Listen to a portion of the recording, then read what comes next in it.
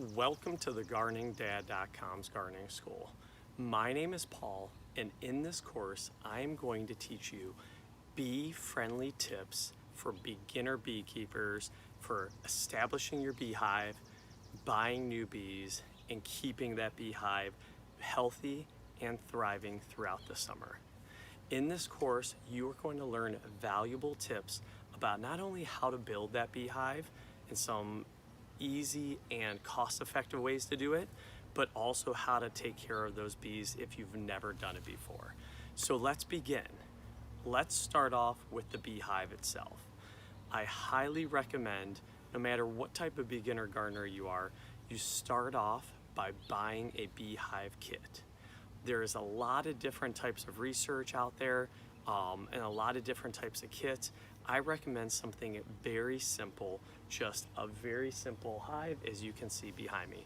It doesn't need to be anything fancy, but you want something that's going to be easy to assemble, is cost efficient, and is going to not frustrate you or cause damage to your bees.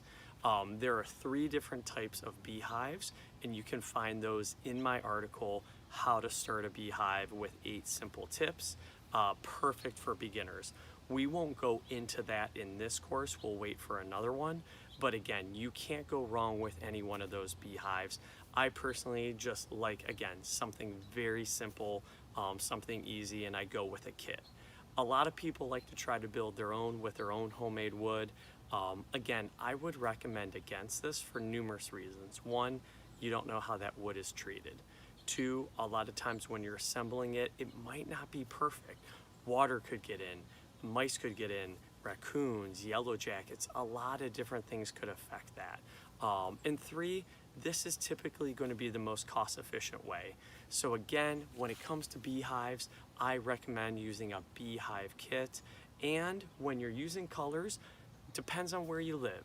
If you live somewhere in, let's say, Northeast America, or somewhere that's a little bit cooler in the winter, has some mild to warm summers, I recommend using a dark color, maybe black for the roof, yellow for the actual beehive itself.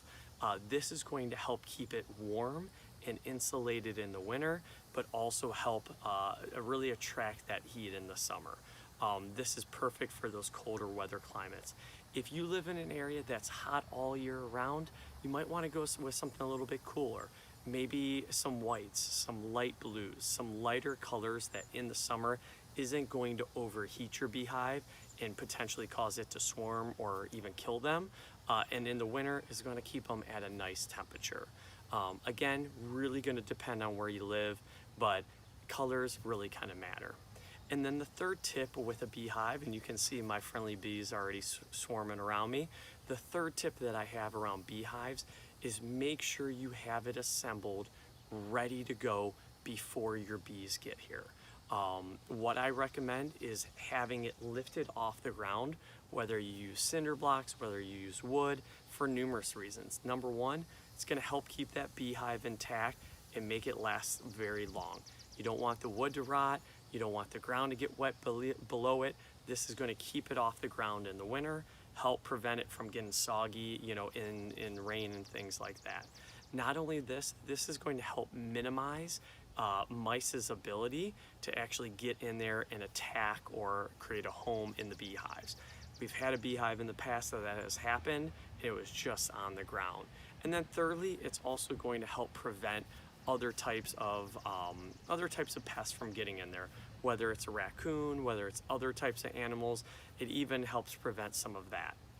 If you want a bonus tip, I actually am in my chicken coop fenced-in area, and chickens are a great complement to beehives. They will get rid of all those nasty worms, all those nasty bugs, flies, things like that, and it will help protect your bees. They are a great kind of symbiotic relationship to each other. Not only that, so not only do you want it lifted off the ground, you want to make sure that roof is on extremely tight and fits like a glove. Again, if there's gaps, water can get in the winter, snow can get in. That's the last thing you want for your bees. It could cause damage, could harm the bees, harm even the queen bee. Not only will this stunt kind of honey growth, but again, this could potentially cause your bees to swarm. And then finally, I always recommend when you set up your beehive to make sure you have 2 frames on the left-hand side, actually 3 frames on the left-hand side, 2 on the right-hand side. You're gonna read different things, and it really depends on kind of the type of frames you're getting with your nuke, but again, follow the instructions that you get from your beehive and from the beekeeper that you're getting your bees from. So very simply, again, number 1, you want to make sure you have a beehive kit. Highly recommend a beehive kit. Makes it easy, cost efficient, just easy, you know, overall for a beginner beekeeper. Number 2, you want to make sure you're using bright colors if you live in somewhere that's a colder climate, and you want to use some lighter colors if you're in a warmer climate. And then number 3, you want to make sure you're keeping that beehive off the ground, keep that roof nice and tight, and that you have your frames positioned correctly. Again, we want that gap in the middle, so when you get your new bees, you can easily slide them in there and you don't have to worry about a thing. Overall though, you can see keeping a beehive is going to be the easiest thing you do. You'll hear different tips in the winter that you might want to put straw around it. I've never had that problem. I just let them do their business and you're going to be in great shape. So again, creating that beehive, really establishing it, super easy no matter what type of gardener you are or what level you are with beekeeping. Now let's talk about bees themselves and tips I have for making it a smooth transition to starting that beehive. Number 1, there are 2 primary bees that I would use when it comes to beekeeping. The first one you're going to read everywhere. It's the Italian bee. I cannot tell you how docile, and I would even say friendly, these bees are. I recently just put in a couple new beehives. I took them out of their easy nuke, and when I took them out, they didn't even bother me. They flew around a little bit, some landed on me, but they were not aggressive, they did not sting me. It's everything that you hope for and expect as a beekeeper. Ever since then, I've been checking on them a couple times a day, and they are just in their own world. They don't mind me being close to it, they don't mind me going into the beehive. They are the best types of bees for beginner beekeepers. Number 2, the Russian bee. Another docile type of bee. A little bit more aggressive than the Italian. I have them in right now, but they are a lot hardier.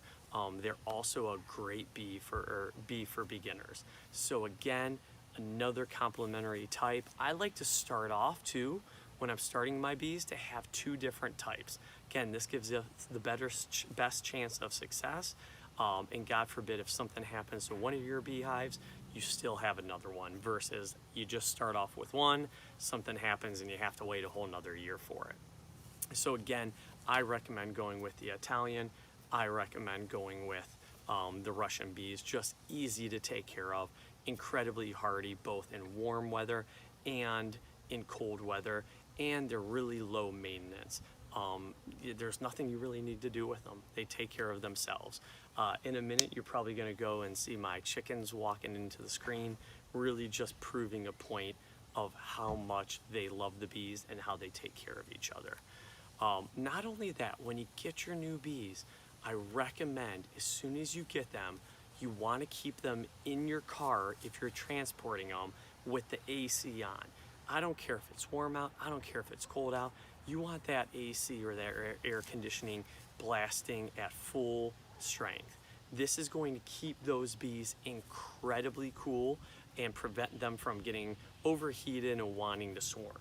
As you're going to see, I just got these bees. They just stay in something just like this when you're transporting them. While there's vents, they can overheat. So it is key to keep that air conditioning and that weather as cool as possible. Second tip with that, as soon as you get those bees and you're transporting them, don't stop for lunch. Don't take a break. You want to get home and transport them right into your beehive. The longer you wait, the higher chance they are to swarm and become even more aggressive. They're not aggressive, but when you take them out of that initial nuke, you're gonna see they're getting used to their new home. They also think you may be attacking them. So they're going to be a little bit more aggressive than you'll even see right now. And I've got one flying around me, and you know what? I love it. not even bothering me. So again, we want to make sure that we're keeping that weather cold. Not only that, we want to make sure that we are transporting them and moving them very quickly. Third tip I have, some beekeepers do this, other beekeepers don't. Applying smoke in the nuke and around the beehive when you're transporting them from the nuke to your new beehive. I've never done it and I've never had any issues. If you want to potentially minimize the chance for them to swarm, chance for them to sting you, highly recommend applying it. Very cheap, 20 bucks for, let's say, the smoker itself, another $5 for the smoke pellets. Helps make you sleep at night. By all means, go ahead and do that. Once you do that, I recommend getting some pliers and just pulling out those frames, and wherever you got them, whatever order they are in that easy nuke, you're gonna take them out the same way and put them in the same exact way into your beehive. So again, depending on the beehive you have, you might have 2 or 3 frames on the left, a big gap in the middle, 2, 3 frames on the right. Again, depends on your 5 frame, your 10 frame, whatever type of frame you're using for your beekeeping. You're just gonna take those ones that you have in that easy nuke and just easily transport them, put them right in the middle. Simple as that. Once you're done with that, put the roof back on that beehive and you are good to go. Last tip that I have, especially early on when you're transporting them and you put them in the new beehive, making some sort of bee mix, food mix. Again, there's some conflicting studies out there. What I typically find is for about the first 2 to 3 weeks, it can't hurt. Go ahead, get a very shallow bowl, very shallow tray, do a 2 to 1 sugar to hot water mix, and you're just gonna stir it, dissolve it, and pour it into those shallow containers. Take some mulch, take some grass, take whatever you can, fill it up. You wanna saturate it, and then let your bees do the rest. If you check out my Instagram post from yesterday, you are going to notice I have probably a dozen bees in there at any given moment, just eating and feasting and going back into that beehive. It is amazing. The reason you want to make sure you have that mulch, and the reason you want to make sure you have wood chips or grass in there is bees can easily drown. So we want to protect them, but at the same time, give them a valuable source of food. And again, I recommend that early on because they might be getting used to the area around them. They might not know, even though they're incredibly smart and they travel up to 3-mile radius, they take some time to getting used to their surroundings like anywhere else. So it very well could take them a little bit to find all those flower and the pollen. Depending on where you live, you might not even have that. So again, highly recommend that for 2 to 3 weeks. After that, you can let them go out and do what they do best. If you want to help them even more, I recommend planting some sort of bee garden. And again, what I recommend, having your cone flowers, having your black-eyed Susans, bee balm, anything that's in there that can help attract bees. You can check out my article, 50 useful plants that will attract bees, to learn more about those specific flowers and plants that you can grow no matter where you live. So highly recommend it, whether it's in pots, whether it's on your deck, in a garden, or if you're creating kind of a pollinator bee garden like I have. So again, you can see we've got one swarming, right? We got one flying around me, just kind of checking me out. But unlike yellow jackets, unlike wasp, hornets, just leaves me alone. It's just, again, observing what I'm doing. So far, we've talked about beehives. We've talked about the best type of bees, those Italians and those Russians. And then finally, we've talked about some tips to make that transition as smooth as possible, right? Want to keep that car as cold as possible, want to not wait as soon as you get home, transport them in, and then we want to make sure that you just put some, I would say, a sugar water mix. I refill that daily and then let the bees do the rest. If you're like me, you're going to want to check on them from time to time. That's okay. If you see them flying in and out of that beehive, that's a great sign. If you don't see much action, don't panic. Take a look, see if you can observe them, and worst case, take off that roof and see if they're moving around. I did that this morning and I was pleasantly surprised with how many bees there are in there. And then finally, one last tip, and again, this is to help protect your beehive. I always recommend getting some sort of what I call kind of ant guard or even a yellow jacket guard on the bottom. This is going to help protect your beehive. Again, when it gets a little bit cooler, from yellow jackets, again, from ants, even from mice, they can quickly take over that beehive. And while the bees will attack them and do anything they can to protect the queen, it is pretty easy for pests to get in there, that beehive. Not only that, in the winter, I recommend putting either, a bungee cord or something to hold in that beehive really tight. Again, mice, raccoon, other animals are either going to want to use that for a food source, or because they know how warm it is, try to create their own home in there. But again, simple tips, easy tips, and best of all, not very expensive tips to get your job done.